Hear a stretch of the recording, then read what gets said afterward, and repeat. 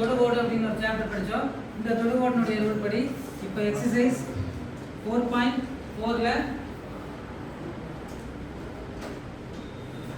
Sum number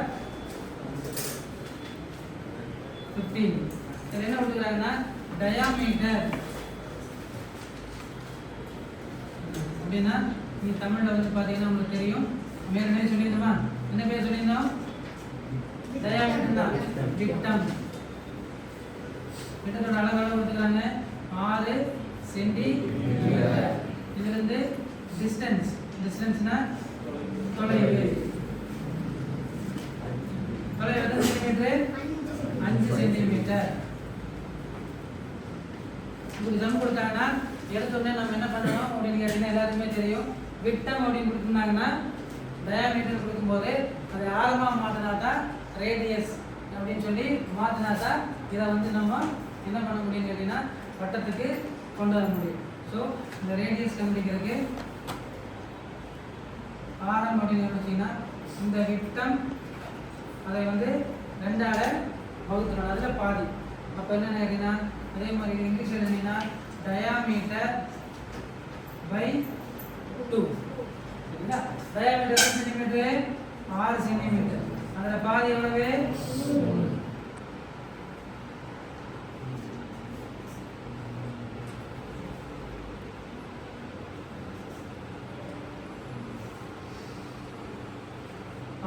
3 centimetre. இப்போ நம்ம என்ன பண்றோம் அப்படின்னா ரஃப் டயகிராம் ROUGH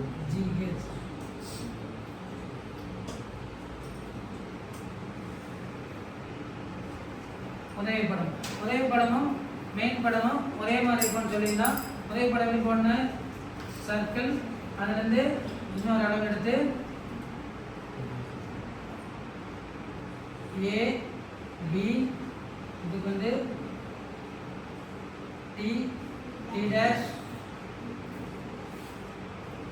இதுக்கு வந்து 3 சென்டிமீட்டர். O இதுக்கு வந்து 5 சென்டிமீட்டர் அப்படின்னு சொல்லி இருக்கு. இது வந்து ரஃப் டயகிராமுடைய அளவு. அடுத்தது மெயின் படம் எப்படி போட போறோம்னா எத்தனை சென்டிமீட்டர் ரேடியஸ் கொடுத்தாங்க, டயாமீட்டர்லேருந்து நம்ம ஆரத்துக்கு மாற்றணும். அதனால என்னன்னா 3 சென்டிமீட்டர். இப்போ காம்பஸில் 0லேருந்து எத்தனை சென்டிமீட்டர் அளவு எடுக்கணும்? 3 சென்டிமீட்டர்.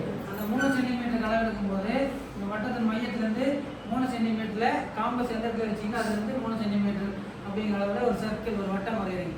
அதுக்கப்புறம் என்ன பண்ணணும் அப்படின்னு கேட்டிங்கன்னா இது பேர் வந்து நம்ம சர்க்கிள் வட்டம் அப்படின்னு சொல்லி கொடுத்துருக்கோம்.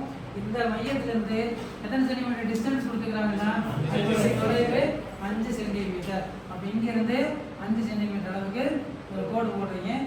பேர் வந்து அங்கே என்ன பேர் வச்சுருக்கோமோ அதே பேர் தான், AB 5 சென்டிமீட்டர். தமிழ் மீடியம் வந்தால் தமிழில், இங்கிலீஷ் மீடியம் வந்தால் இங்கிலீஷில் 5 சென்டிமீட்டர். இதுக்கப்புறம் மிட் பாயிண்ட், மையக்குத்து கோடுன்னு சொல்லுவாங்க. மையக்குத்து கோடுன்னா தெரியும் உங்களுக்கு. இதில் என்ன பண்ணணும்னு கேட்டிங்கன்னா அதாவது இந்த ஏலேருந்து இந்த 5 சென்டிமீட்டர் அளவு இருக்கிற கோடில் பாதியோ பாதிக்கு மேலேயோ மோர் தென் ஆஃப், சரியா, பாதிக்கு மேலே அளவு எடுத்து ஏலேருந்து வச்சு பாதிக்கு மேலே அளவு எடுத்து மேலே ஒரு ஆர்க் கட் பண்ணுறீங்க, அதே ஆர்க்கை கீழே கட் பண்ணுறீங்க, அளவு மாற்றாங்க. அதே மாதிரி இந்த பீலேருந்து வச்சு இதோட ஆர்க்கையும் இதோட ஆர்க்கையும் கட் பண்ணிங்கன்னா இதனுடைய மையப்புள்ளியும் இதனுடைய மையப்புள்ளியும் டாட் வச்சு கோடு போட்டிங்கன்னா எக்ஸாக்டாக இந்த இடத்துல பேர் வந்து ஓன்னா ஆரிஜன் அப்படின்னு சொல்லுவாங்க. இந்த இடத்துல என்ன வந்து கேட்டிங்கன்னா பாயிண்ட் வச்சு திருப்பி உங்களுடைய காம்பஸும் இந்த பக்கமும் அந்த பக்கமும் எடுத்து போட்டிங்கன்னா இப்படி ஒரு சர்க்கிள் இந்த 2 எட்ஜையும் தொட்டுக்கிட்டு வர மாதிரி ஒரு சர்க்கிள், இந்த எட்ஜையும் இந்த எட்ஜையும், புரிஞ்சுதா? இதுக்கப்புறம் திருப்பி என்ன பண்ணிட்டீங்கன்னா இந்த லைனை பியும் இந்த 2 சேர்த்துறீங்க. இது நேம் வந்து T, இது பேர் வந்து T டேஷ். இந்த இடத்துல ஒரு ஸ்கேல் வச்சு இந்த சர்க்கிளோட இல்லாமல் நேராக எக்ஸாக்டாக இது டாட் லைன் போடுறீங்க. இது வந்து பர்பெண்டிகுலர் செங்குத்துன்னு பேர். இதுக்கு 3 சென்டிமீட்டர் அளவில் இதுக்கு ஆரம், அதை அளவு குறிக்கிறீங்க. இது போட்டு முடிச்சதுக்கப்புறம் என்ன பண்ணுறீங்கன்னா எல்லாருக்குமே தெரியும் கன்ஸ்ட்ரக்ஷன் அப்படிங்கிற விஷயம் வந்து நம்ம கன்ஸ்ட்ரக்ஷன்னா வரைமுறை தமிழ். இதை எப்படி பண்ணுறோம்? ஒவ்வொரு பாயிண்ட்டாக நம்ம என்ன பண்ணணுமோ ஒரு 5 பாயிண்ட்டாக ஏதாவது ஒரு 5 பாயிண்ட்டு அப்படின்னா இதுன்னு ஃபஸ்ட்டு வந்து 3 சென்டிமீட்டரில் வட்டம் போட்டோம் ராஜா சர்க்கிளில் 3 சென்டிமீட்டர் அப்படி வச்சுட்டு ஒவ்வொன்றா எழுதுறீங்க.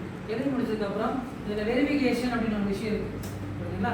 வெரிஃபிகேஷன்னா இந்த கோடு போட்டனுடைய நம்ம என்ன பண்ணுறோம், இந்த தொடுகோட்டினுடைய டேஞ்சன்ட் தான் தொடுகோடு, இது டேஞ்சன்ட் தொடுகோட்டை அளந்து எழுத சொல்கிறாங்க. அளந்து எழுதுறதுக்கு வெரிஃபிகேஷன் ஒரு ஃபார்முலா இருக்குது.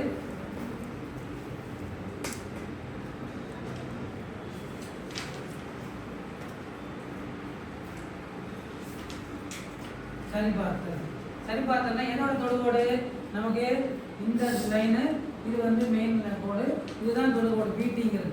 இப்போ பிடியோட அளவு ஆக்சுவலாக பார்த்தீங்கன்னா அது பிதாகரஸ் தேர்தல் மாதிரியே ஒரு லைன் கொடுத்துருப்பாங்க, இப்படி இருக்கும். நமக்கு தெரிஞ்ச அளவு அப்படின்னு பார்த்தீங்கன்னா உதாரணத்துக்கு இது வந்து டி, இது ஏ, இது பி, இது 5 சென்டிமீட்டர், இது 3 சென்டிமீட்டர்.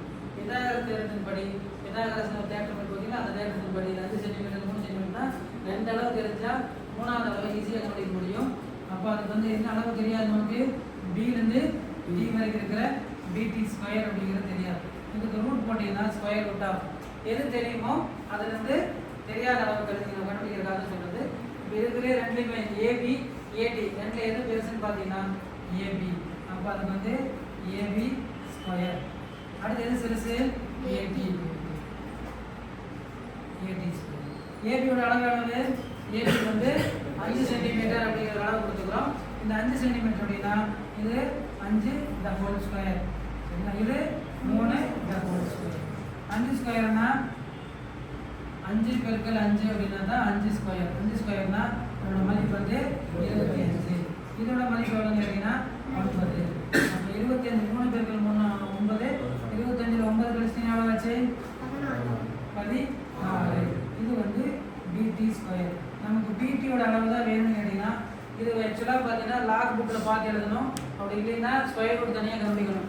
அது பதிலாக நம்மளுக்கு ஒரு ஷார்ட்கட் என்னன்னு கேட்டிங்கன்னா இந்த கடைசியாக பிடிக்கு பதிலாக இந்த ஸ்கேல் எடுத்து இந்த அளவுலேருந்து இந்த அளவு வரைக்கும் இருக்கிற எக்ஸாக்டாக பிலேருந்து டி வரைக்கும் அளந்து நீங்கள் அப்படியே எழுதிடலாம். மோஸ்ட்லி இங்கே என்ன சென்டிமீட்டர் வருதோ அதில் வந்து 1 சென்டிமீட்டர் கம்மியாக வரும். இது 5 நாள் இருக்கணும், அதிகபட்சமாக 4 சென்டிமீட்டர் வரும் புரியுதுங்களா. அப்போது இந்த பிடிங்கிறது 4 சென்டிமீட்டர். இவ்வளோதான் இந்த ஜாமெட்ரியோட ரேஞ்ச் புரிஞ்சா. இப்போ நீங்கள் அளந்து பார்த்தா 4 சென்டிமீட்டர் இருக்கும். நீங்கள் செக் பண்ணோன்னா 4 பெருக்கல் 4 ஓட ஸ்கொயர் ரூட் எடுக்கிற மாதிரி வரணும். 4 பெருக்கல் 4 4 × 4னா 16 16. கரெக்டாக வந்துருச்சா. இதுதான் ஒரு ஜாமெட்ரியோட விளக்கம்.